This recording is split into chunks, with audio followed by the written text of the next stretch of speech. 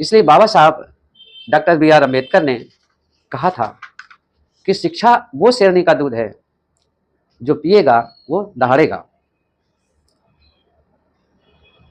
राज्य सरकारों का यह भी दायित्व है कि शिक्षा का स्तर जो है उच्चतम श्रेणी का होना चाहिए।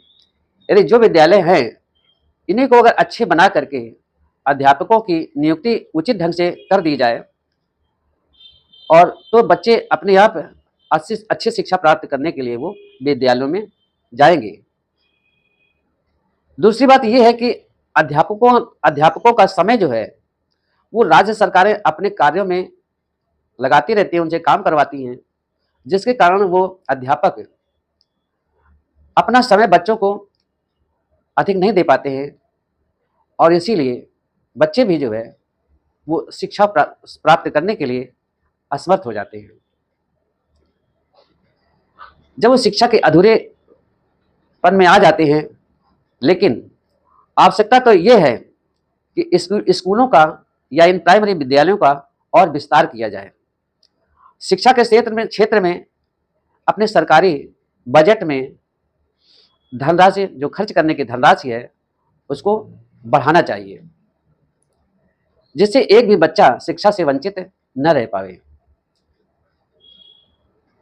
संरक्षकों को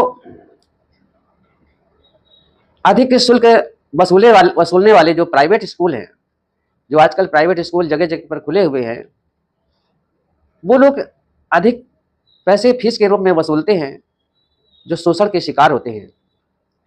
लेकिन ग्रामीण क्षेत्रों के जो गार्जियन उनके हैं वो सब इतने पैसे वाले नहीं होते हैं कि प्राइवेट स्कूलों में वो भेज सकें, क्योंकि एक प्राइवेट स्कूल में एक बच्चे का खर्च महीने का लगभग 6-7 हज़ार आता है। साथियों, मैं ये भी बताना चाहता हूँ कि सरकार केंद्र की हो या राज्य की, इनका उद्देश्य ये है कि देश के मूल निवासी शिक्षा ना प्राप्त कर सके, उससे वंचित हो जाएं, जो पिछले 1000 वर्षों में इन लोगों ने यही किया था कि इस देश के मूल निवासियों को इसको शिक्षा से वंचित किया गया और ये उसी की पुनरावृत्ति पुनः करने का प्रयास कर रहे हैं। ये वही लोग हैं जिन्हें तथाकथित उच्च वर्ण का कहा जाता है। आज भी भारत का संविधान लागू होने के बावजूद मनुस्मृति को ही अपना संविधान मानते हैं। इससे सजग रहने की आवश्यकता है। ये लोग कभी भी किसी समय किसी भी जाति विशेष पर प्रहार करते रहते हैं